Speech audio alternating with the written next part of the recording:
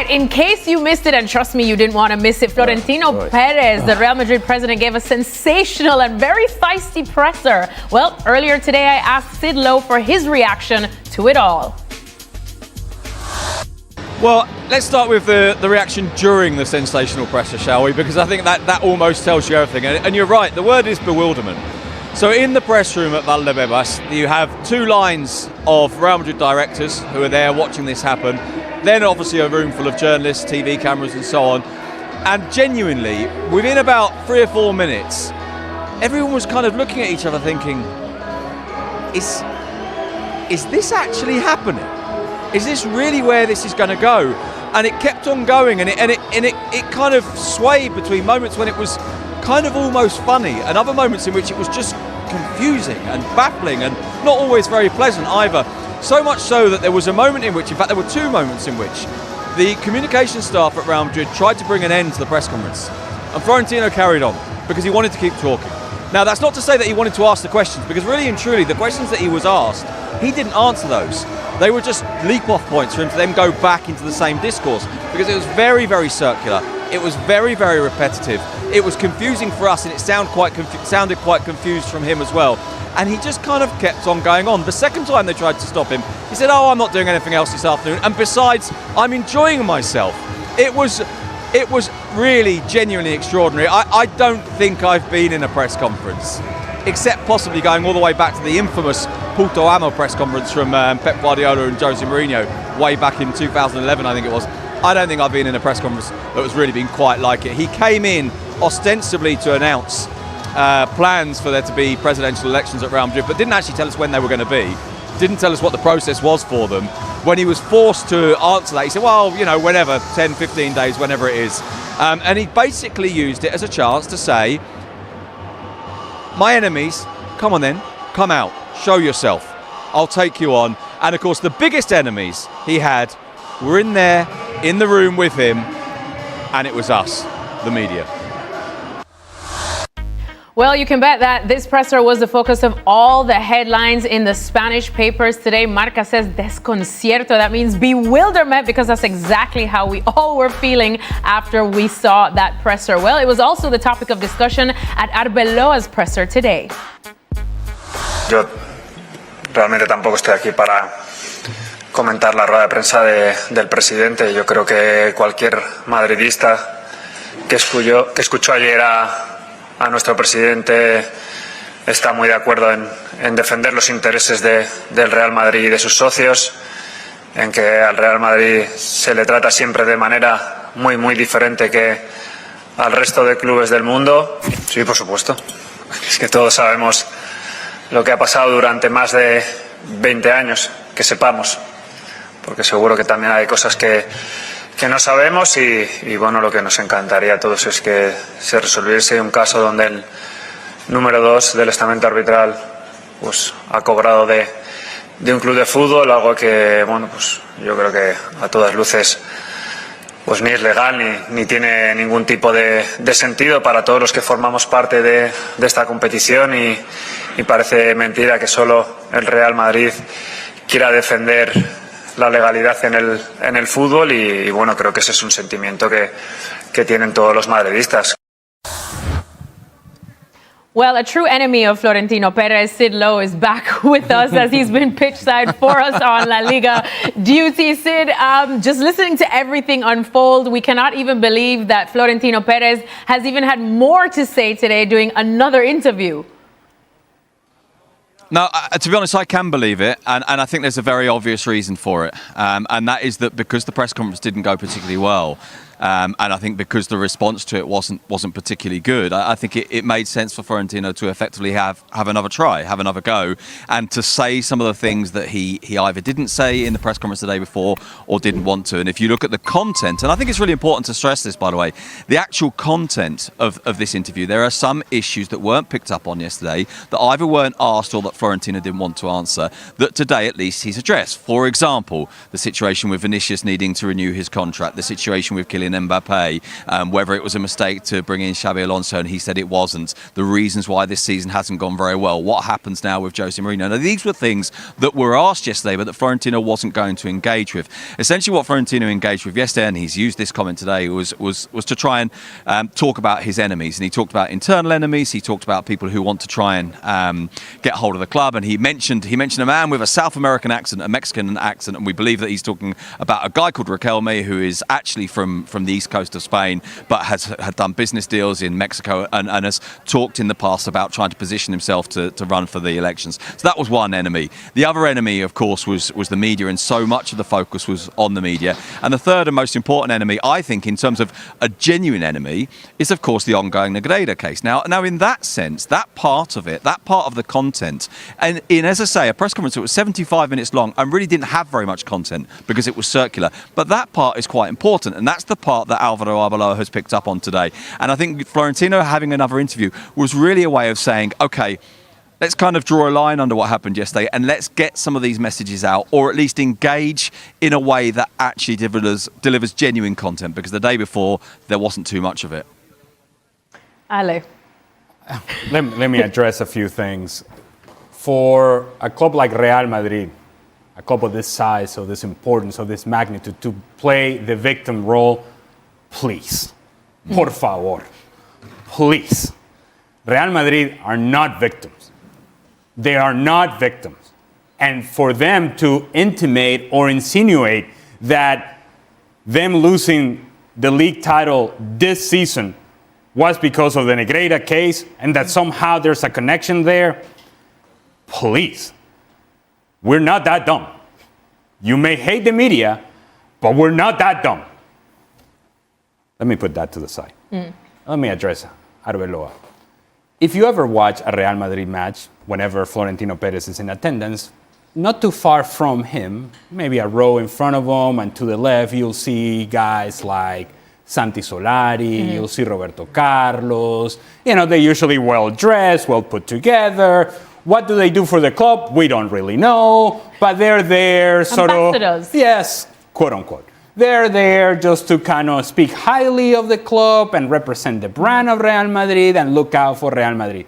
As Alvaro Arbeloa knows that his job is coming to an end out on the field, this man is now trying to secure his place right next to Santi Solari, Roberto Carlos. Oh, and here's Arbeloa as a person who's going to be a shield for Real Madrid and just speak the truth as it pertains and from the perspective of Real Madrid and Florentino Pérez. For Arbeloa to take on this position after you have just lost the title, and with the many things that are going with Real Madrid that are far more important right now than the Negreira case, you focus on that because it's Captain Deflecto. Let's talk about this because let's not talk about the realities of this club, the issues that we have inside the locker room, the problems that we have had this season, the struggles that we have had on the field. Let's not talk about those things. Yeah. Let's talk about this over here. It is moving and shifting the narrative somewhere else. But again, we are not that dumb. We are not that dumb. We're not just going to focus here and look at the birdie here and ignore all the issues that remain with Real Madrid and issues that have to be resolved. Otherwise, the difference between Barcelona and them is going to continue to grow. Yes, it's as Ale pointed out, Real Madrid's issues have been out there for the world to see, and we are seeing them. We are not that dumb. So what's been the reaction to what Alvaro Arbeloa had to say as well in his presser? Well, I think in a way everybody knows, of course, that Arbeloa is in an almost impossible position. He can't really say anything other than what he said today. And I think, you know, when he talks about the Negreira case, I think he genuinely does believe that's important. And actually, for what it's worth, I think it is important. I don't think it's the explanation for what's happened this season. But I think in terms of a historic case, I think it's very significant. The role that Arbeloa has now, as I say, is a difficult one. It's interesting, by the way, because both Roberto Carlos and Santi Solari, they don't really have a public-facing role. They don't really talk. The public-facing role is held by Emilio Butragueño, who is the institutional director, who occasionally talks. But really and truly, Madrid don't have a public presence in that sense, because this is a club that doesn't do media interviews post-game, that doesn't have that kind of pre-game presence. And this means that the only spokesman really is the manager, who of course has the obligation, I mean, both in the league and the Champions League and also in the Copa del Rey, to do a pre-game press conference and a post-game press conference. So Arbeloa this year has been the sole spokesman of Real Madrid, the only one. And yet, of course, he knows that he has two things that he can do. One is deliver the lines that he wants to deliver and say the things that he wants to say. And I think largely he's done that. But he also has a political role there. And he also has, if you like, an obligation and a responsibility there. And so what he says doesn't really surprise anyone because it comes in that context. And I don't think it's really necessarily something to accuse Arbeloa of. But yes, the reaction very much has been exactly what Ali's saying, which is to say that you can talk about these other issues, but there are things that people want to know, that Real Madrid fans want to know. They want to know why the team hasn't performed well this year. They want to know what happened with Xabi Alonso. They want to know why there was a fight between two players. They want to know why it doesn't seem to work with Vinicius and Mbappe and Bellingham in the team. Why isn't that happening? They want to know what happens next. Is Mourinho coming? If it's not Mourinho, who is it? They want to know which kind of players are going to sign in the summer. And none of these things, and this is the real content, the real heart of it all. And yes, you can criticise journalists, and yes, journalists do get it wrong. And yes, journalists, you can accuse them of being against your team or against another team, or to not be right, or to not deal with you fairly. And all of those things can be dealt with as part of a broader discourse. But the fundamental questions that obviously I think fans, even fans of Real Madrid, even those fans of Real Madrid who are watching this right now and saying, we don't like you, journalists, we don't like what you're saying about our club or about our president, even those fans, I think they're probably more interested in who their manager is going to be, in what happens with Mbappe, what happens with Vinicius, than they are in what we say about them. Well, Okay, that doesn't happen often, so I think a lot of us thought, well, because the season has been so difficult, because the crisis is there, they've changed managers, the results haven't been that great, he's going to come and try to appease everything and just try to explain what went on and what the future holds next season, maybe something to do around the Tchouaméni, Valverde situation, all of that. And instead, for most of it, it was the Florentino Pérez show. I mean, I've never seen anything like this before, I won't lie. He made it all about himself, starting talking about people who were attacking him everywhere, who are spreading lies about him, like he's got cancer and illness and that he's not well.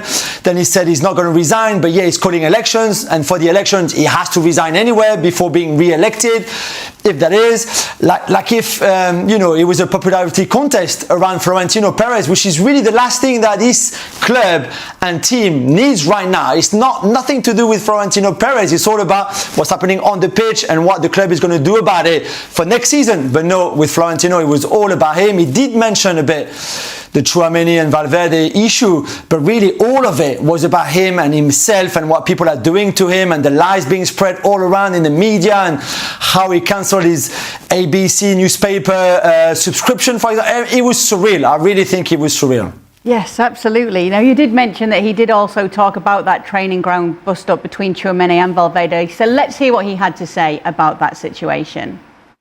No hay ni un año de los 26 que no se hayan pegado 2 jugadores o 4, pero quedan dentro de la casa. A mí me parece muy mal. Los que lo hayan sacado, que seguro que no estarán contentos porque pensarán que van a salir y lo cuentan. Y ustedes hacen como si hubiera sido eso. Se han peleado en todos los años en que yo he sido ahí. Pero como se pelean los jóvenes, le das una patada en el S, luego al otro te la devuelve y al final nada. Y son amigos también. Para mí la filtración es peor, porque implica que hay algo más que la pelea, que al día siguiente pues no pasa nada, son amigos y se van a tomar un café o lo que sea. Pero hombre, la filtración sí me parece peor. Yo le voy a decir, creo que en mis 26 años de historia es la primera vez que lo veo. The leak is worse than anything, says Florentino Pérez, LA. Well, it's a contradiction then for Florentino Pérez and Real Madrid, because if this was such a teeny tiny thing that it happens all the time, look, it happens every year. It happens between 2 players. It happens between 4 players. It's a normal thing. Then why are you fining these players €500,000 each? If it was such a normal thing, then why are we having such a big fine? Such a precedent-setting sort of fine? It tells you that it was a much bigger deal. For me, the league itself is not the problem. For me, it's the inconsistency of Real Madrid, how they dealt with it, how they put out certain information that paints one picture, and then Fede Valverde puts out his own information that is completely different from what Real Madrid is saying. Where is the PR department? Where is the club? Where is the club president actually it's taking a stance and saying the things that needs to be said about these things are unacceptable in a club of the magnitude of Real Madrid? They're unacceptable anywhere, but especially and particularly at Real Madrid. Instead of taking that position, he's more concerned about who's the one telling our dirty laundry out there? Who's the one? Who's the mole? Who's the mole? Is it you? Is it you? Is it you? The mole is not the problem. The issues are within Real Madrid, and those are the issues that need to be addressed. Yeah, Jules, to Ala's point, it was different stories from all camps, from both of the players, from Real Madrid, and now Florentino Pérez himself. Yeah, absolutely. I thought what he said today just added to the chaos and added to the whole issue. Leaks at every top club, but especially Real Madrid, we've always known what was happening in that dressing room. Always. Florentino Pérez himself and his people around him leak stuff all the time. If you read Marga and us every day, there's stuff coming from the club a lot. They're just feeding them stuff all the time.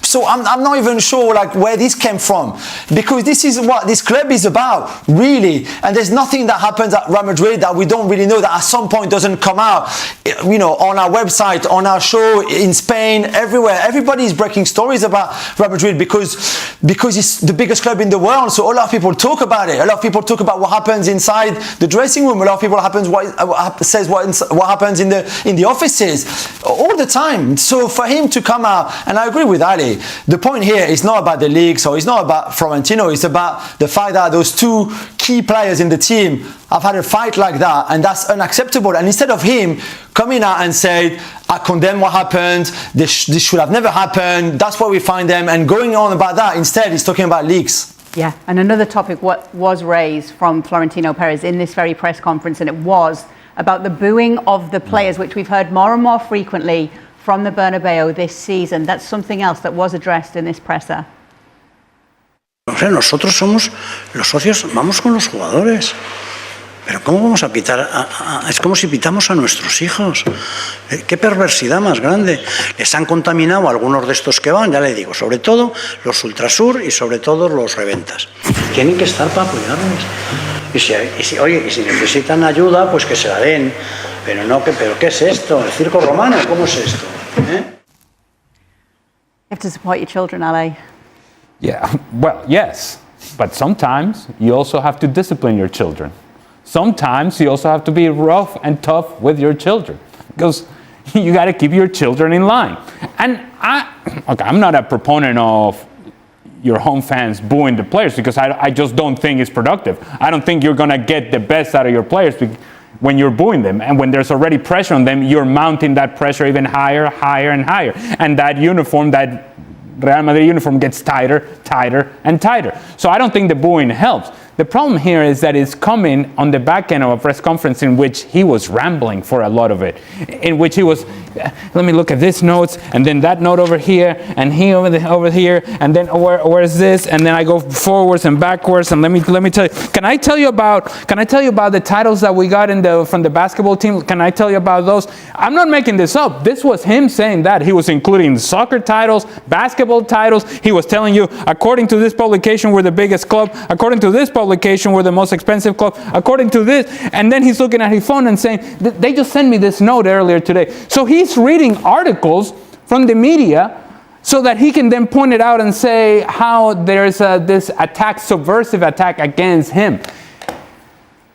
This was, I'm watching it and I'm looking at it and I'm like, is anybody gonna get him off the mic and tell him, all right, everybody, good night, take care, have a good afternoon? Because the more he talked, the deeper the hole got. Start playing the Oscars music. Yeah, please. Somebody had to play some music. I tell you what, Jules, Thursday, Real Madrid are back at home at the Bernabeu to take on Oviedo. You can only imagine what the atmosphere is going to be like. Yeah, absolutely. And for me, his line on the fans just confirmed the disaster class that this press conference was, really, because he is the leader. and leaders have to take responsibilities at some point. And for this season, he would have come out today and said, I understand the fans. I know they're not happy. We understand the fans as a club, the squad, the technical staff. We understand why they're booing. We don't like the booing, but we can understand because we've been below par. We've been this. Instead, he's having a go at them. He's having a go at them. And I understand it's not great for players to be booed. But sometimes if you're not playing well, if the results are not there, fans can show their frustration. They're paying for the tickets. They're paying for the season ticket to the season. Again, I didn't understand. Thierry Henry has sent a strong message to Mikel Arteta ahead of Arsenal's massive Premier League clash against Manchester City, and he didn't hold back. The Arsenal legend warned that talk is cheap unless it's backed up on the pitch, especially with such a defining test coming up this weekend. While the Gunners secured their place in the Champions League semi-finals after goalless draw against Sporting CP at the Emirates, Henry made it clear that the performance simply wasn't good enough. Yes, Arsenal got the job done, thanks to their 1-0 win in Lisbon, but managing just one shot on target at home raised serious concerns. And against a team like Manchester City, Henry believes that level just won't cut it. Now, all eyes turn to the Etihad Stadium, where Arsenal face the league leaders in what could be a title-defining showdown. Arteta's side currently holds a 6-point advantage, but City still have a game in hand, and recently beat Arsenal 2-0 in the Carabao Cup final. The stakes couldn't be higher. I want to see that fire at the Etihad, Henry said on CBS Sports. It's easy to talk, but go there, against Manchester City, and show what you're made of. Henry made it clear that while he believes in Arteta and the direction of the team, belief alone isn't enough. I believe in what I see. I believe in him, in that fire. But when you say things like that, you have to deliver. And I didn't see it tonight. Despite his criticism, Henry acknowledged the significance of reaching the Champions League semi-finals, something that doesn't come around often.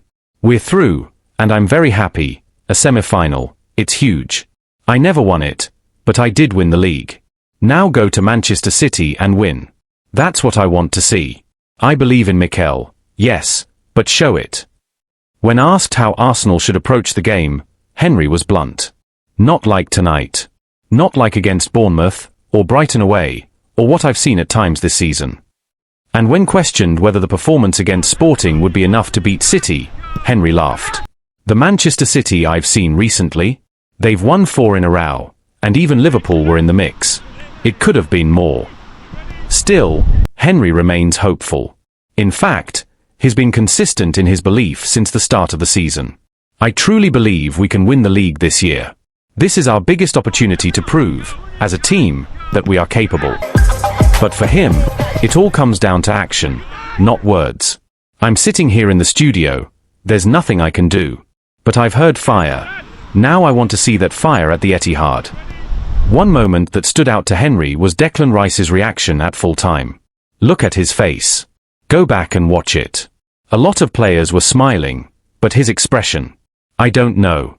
Maybe I need to talk to him to understand what he was thinking. This is a guy who just reached a Champions League semi-final. Henry made it clear, there's no negativity in celebrating the achievement, but expectations must remain high. This is huge, congratulations. It doesn't happen often in our history, so of course I'm happy. But against City, I want the team to win, not settle for a draw. That's it. Arsenal head into the clash with just one win in their last 5 matches across all competitions, including a 2-1 defeat to Bournemouth in their most recent Premier League outing, a reminder that improvement is urgently needed if they want to make a true statement against City. The pressure, therefore, is not just about one match, it's about momentum, identity, and belief at the most critical stage of the season. Inside the Arsenal camp, there is a clear understanding that performances must match ambition. Arteta, speaking after the draw with Sporting, admitted that his team has to improve a lot, particularly in the final third, where their lack of creativity and cutting edge was evident. While defensive discipline has been a strength, the inability to control games and create consistent chances is beginning to raise questions at exactly the wrong time. That concern is echoed by pundits and former players across England, many of whom agree with Henry's assessment. The general feeling is that Arsenal have shown resilience, but not the dominance expected of a team aiming to win both the Premier League and compete deep into the Champions League. Declan Rice, however, has taken a different stance. The midfielder has brushed off external criticism, insisting that the squad remains fully focused and unaffected by outside noise. Internally, There is still strong belief that this group has what it takes to deliver in decisive moments. Rice's mentality reflects a dressing room that is trying to stay grounded, even as scrutiny intensifies. The upcoming clash with Manchester City is now being framed as more than just a top-of-the-table encounter. It's a defining test of Arsenal's maturity. City, with their experience and relentless consistency, represent the benchmark. Pep Guardiola's side are known for stepping up in exactly these moments, and their recent run of form only reinforces the scale of the challenge. For Arsenal, the narrative is clear. Promise is no longer enough. After coming close in previous seasons, this is the point where they must prove they can handle pressure, respond to criticism, and deliver when it matters most. Supporters are divided. Some see this as the perfect opportunity to make a statement and silence doubters. Others share Henry's caution, worried that recent performances hint at vulnerabilities that City are more than capable of exploiting. What happens at the Etihad could shape the remainder of Arsenal's season. A strong performance, not just in result, but in attitude and intensity, would reinforce their title credentials and validate Arteta's project. A weak display, on the other hand, would only amplify doubts and hand momentum back to their closest rivals. In many ways, Henry's words have already done their job. They've sharpened the focus, raised the stakes, and set a clear expectation. Now, all that remains is for Arsenal to respond, not with words, but with a performance that proves they truly belong at the top.